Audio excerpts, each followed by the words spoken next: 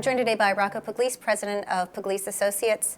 The state legislature just swore in for the beginning of a new session. Talk a little bit about what you see as their most important priorities coming up in the next couple of months. Sure. Well, it's going to be very interesting because, as you have seen through the news in the last couple weeks, Governor Tom Wolf, knowing of the budget issues, revenue, for example, in December collections, almost every revenue source was underpaid, underestimated. So as a result, we're talking about $367 million that is in the red, and we're talking about also $100 million that is not accounted for because of iGaming was not enacted in this past legislative session. So when you really look at, in terms of the issues, the budget is the 800-pound elephant in the room because, candidly, everything is tied into the budget, whether it deals with human resources, whether it's human services, whether it's education, whether it's corrections, any part of the services that the Commonwealth provides, all tied into the budget. So that is going to be a major issue. And then when you look at the budget, you're looking at, as the House Majority Leader Dave Reed stated, government can't be continuing to do what has been doing for the past 20, 30, 40, 50, 60 years. There has to be maybe a paradigm shift in terms of how government provides services to its citizens. So I think the governor, on February 7th, when the governor has his governor's budget proposal before the General Assembly, I think what you will see is some consolidation, maybe some offices. I think the General Assembly may look deeper into that to look at agencies, and not just offices, but agencies that will hopefully have, if they're going to make some consolidation, it'll have to mean, unfortunately, manpower, a reduction of the workforce in order to effectuate savings in that regard. The governor had just recently announced that he is considering consolidations with some of the state agencies and so forth, and he's putting a hold on leases at the time. Yes. Do you think that's a worthwhile tactic? Yeah, I do. I think the governor's being proactive, knowing candidly that we could be at a $2.5 billion deficit, if not higher. So I wouldn't be surprised there's going to be other things involved from a budgetary perspective that the governor may consider, because of the fact that he already stated he's not going to be doing a broad-based tax increase. So if you're not going to do a broad-based tax increase, such as PIT or sales tax, you're going to probably have to look at a individual sales tax items that are not already taxable. And that creates some challenges, because then you're bringing out those interest groups. So it could be accountants, it could be attorneys. Those folks would be energized to try to fight back that potential revenue increase or new revenue going to their respective industry. So it's going to be a very difficult budget, to say the least. Now, barring a broad-based tax, you'd already mentioned some very specific sales tax increases. Are there other places where you see opportunities to bring in additional revenue to the state? I think you could possibly look at securitization of certain funds that the state receives from the federal government, as well as what it has amassed in terms of a surplus, so to speak, a balance, to securitize that. The problem with that is you're then adding more debt to the Commonwealth. So there are a number of individuals in the General Assembly that believe that we do not need to amass more debt, public debt, on its citizens for later generations. But there's not that many avenues that you could pursue when you're looking at a 2.5 to possibly $3 billion deficit. The governor recently told the Scranton Tribune that he could assist distressed cities with a combination of property tax relief, municipal pension relief, as well as different economic development tactics. What do you think about that? Particularly, your firm has been involved in supporting economic development in the past. How do you respond to people that might argue that maybe that money can be used somewhere else when we're considering cuts to different parts of the budget? Sure. We were involved in the neighborhood improvement zone, which is Allentown, which has created a true renaissance of that city, third-class city. If you were in Allentown 10 years ago and you go to Allentown tomorrow, you will see it's like the phoenix rising from the ashes. It's phenomenal economic development and what that has done in terms of not just in that community, but the region and the state. We were also involved in the City Revitalization Improvement Zone, the CRIZ, that in Bethlehem, which really has not implemented the provisions of the CRIZ as well as the city of Lancaster. You look at Lancaster and what they're going to be doing. You're going to have economic development there. That's number one. And number two is that when you look at economic development, unfortunately, it's not this immediate revenue source. It's just like the issue of state pension reform. You're not going to see substantial, immediate budget surplus of the savings going from a defined benefit to a defined contribution, or even a hybrid. When you look at municipal pension reform, we represented the coalition as relates to the number of municipalities, the chambers, to try and get municipal pension reform. I will tell you, that is extraordinarily difficult. And the reason why it is difficult is because you have, candidly, the police and the firefighters that are going to be opposing, even though we do not touch current hires. What we're doing, current employees, we're talking about new hires. They're going to what the private sector has done and will continue to do, of going from a defined benefit to a defined contribution. So unless state government enhances the changes that have taken place in the private sector and in other state governments throughout the United States, we're going to lag behind in terms of economic development, economic opportunities.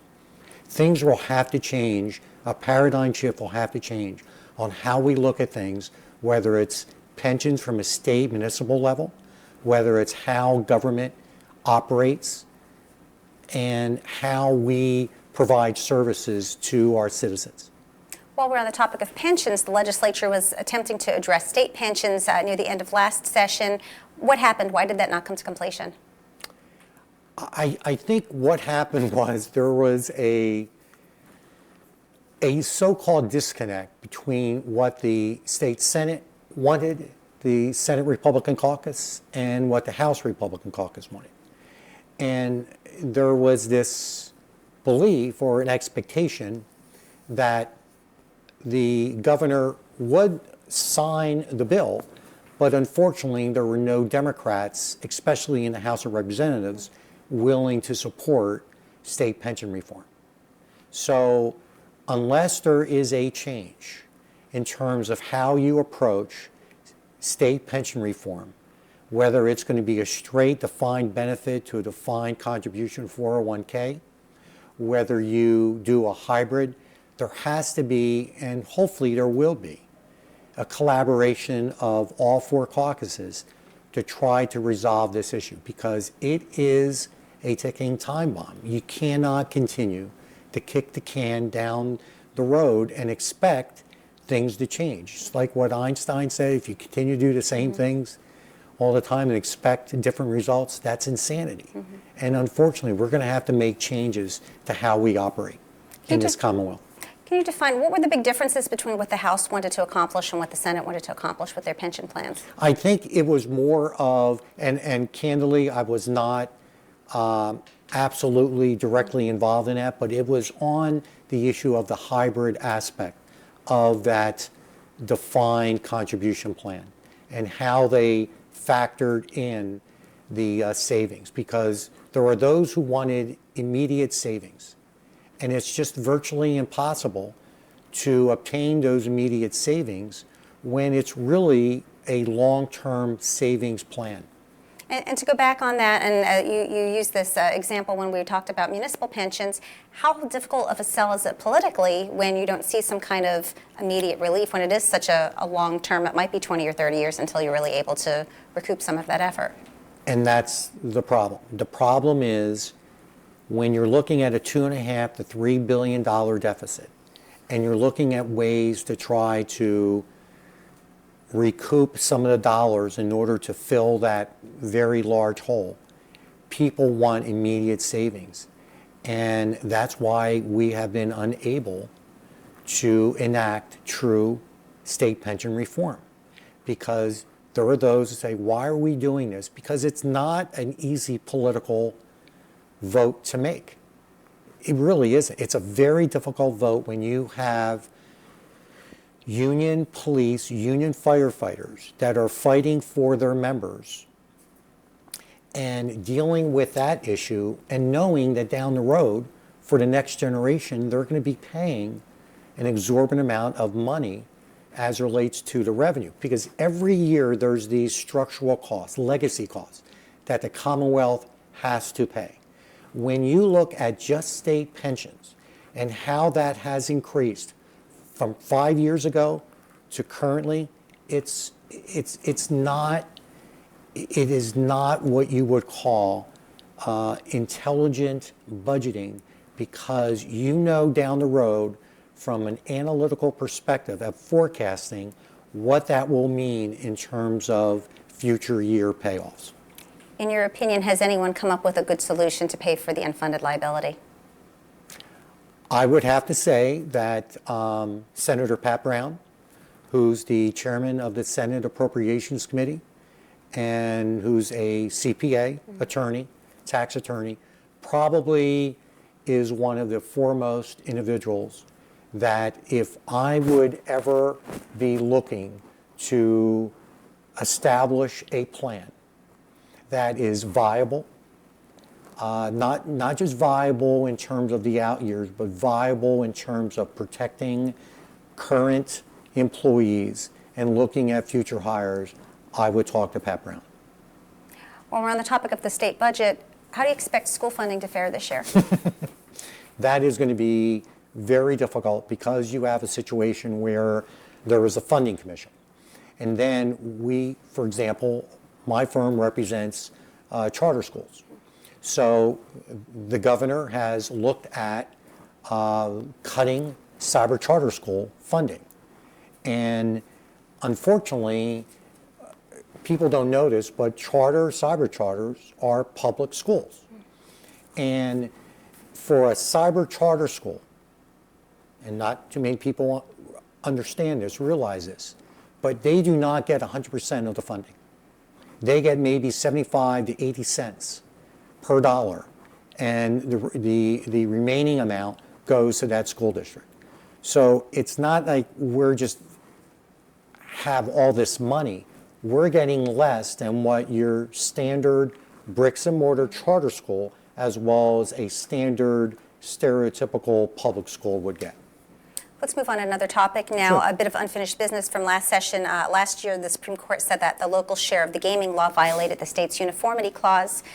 What do you see happening moving forward at this point? They believe they have until January 26th to either come to a solution. I believe Senator Scavello has proposed an extension of that. Right. At what point, if that extension is not granted, does it start to affect the local municipalities? Well, I believe that every casino operation, except one, has voluntarily provided the allocation that it has been providing that local municipality with their local share.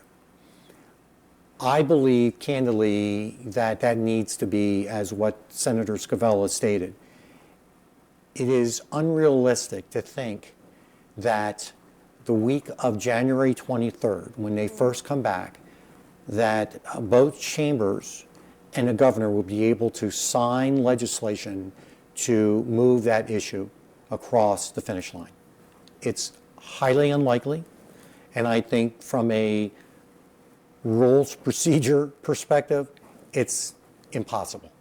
So unless they candidly have a rules change or have a situation where it's a rules change just for that issue to suspend the rules, but I think there needs to be a suspension, because I think what you're going to be doing is you need to deal not only with a local share, but you may want to look at iGaming to try to come up with that $100 million that was forecast to generate in terms of new form of gaming.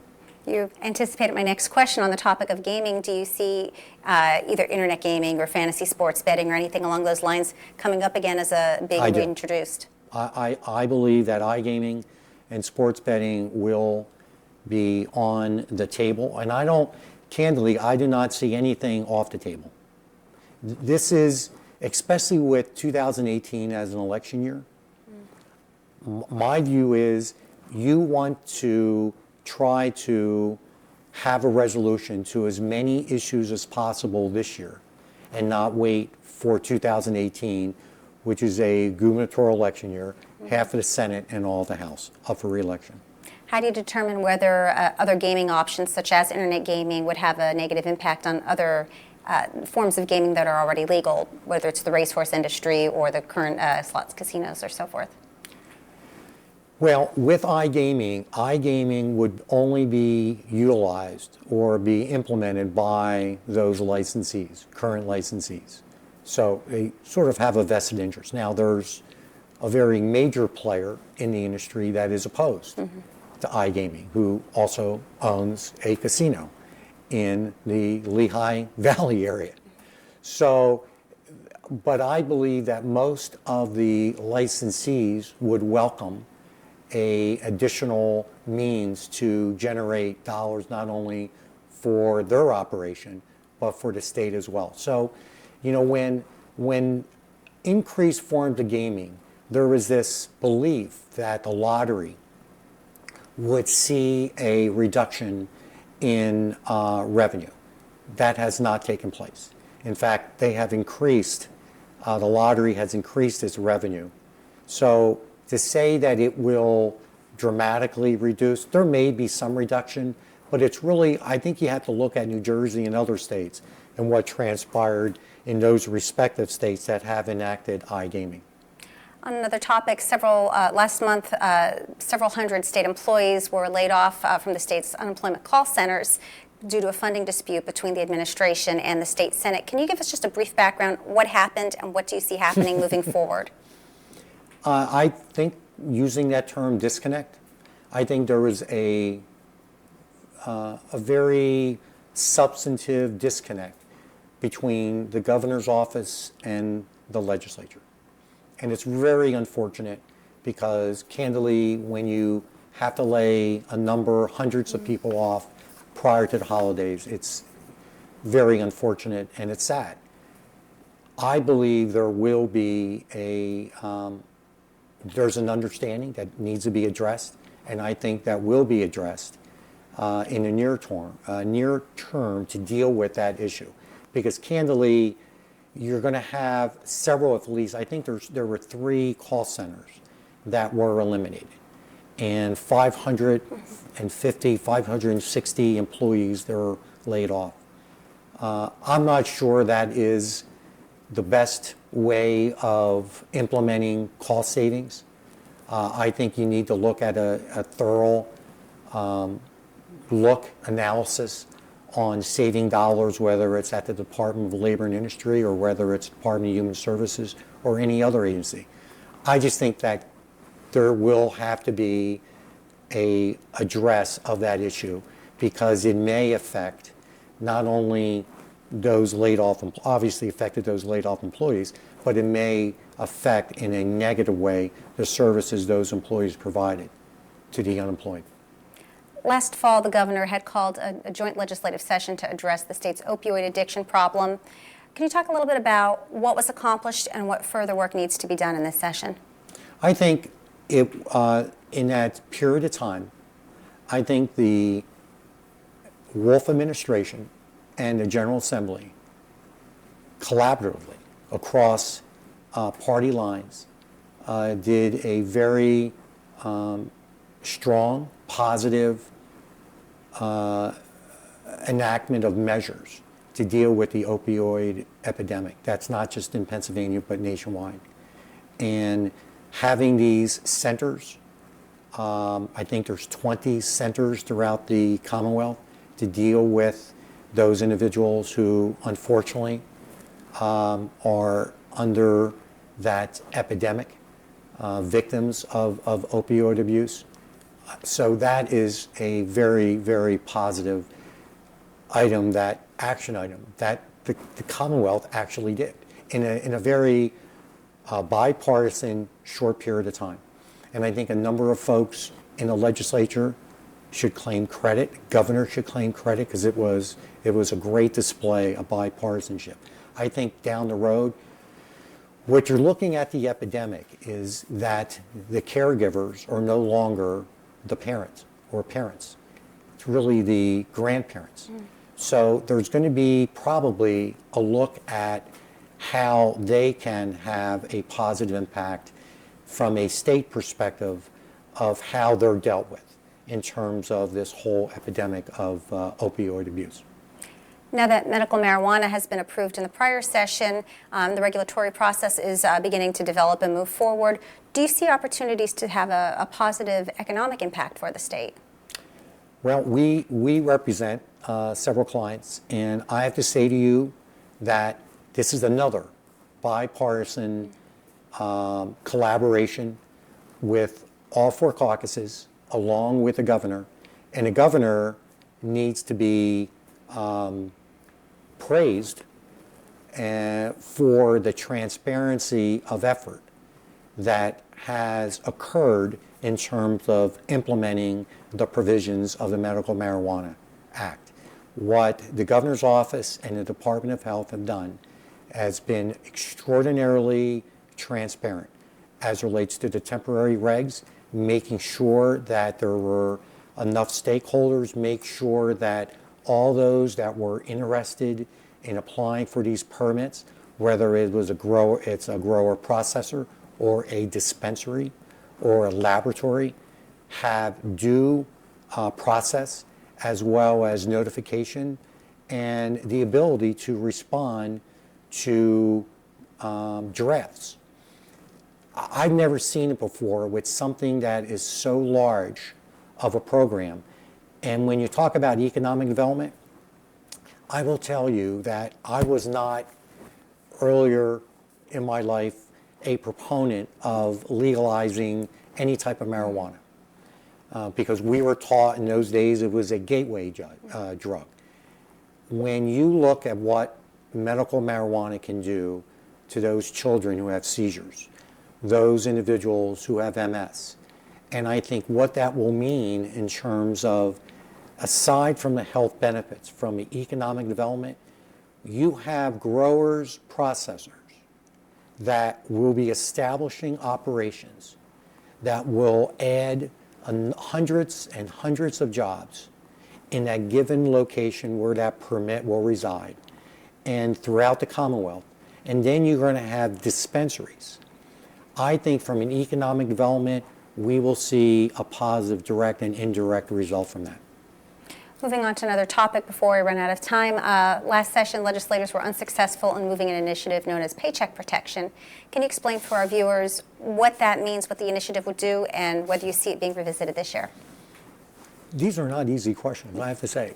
Paycheck Protection, that will be absolutely brought up again, along with other types of business-related issues, but paycheck protection is a situation where you have union employees or union members that are quasi or pretty much required to pay dues into a union.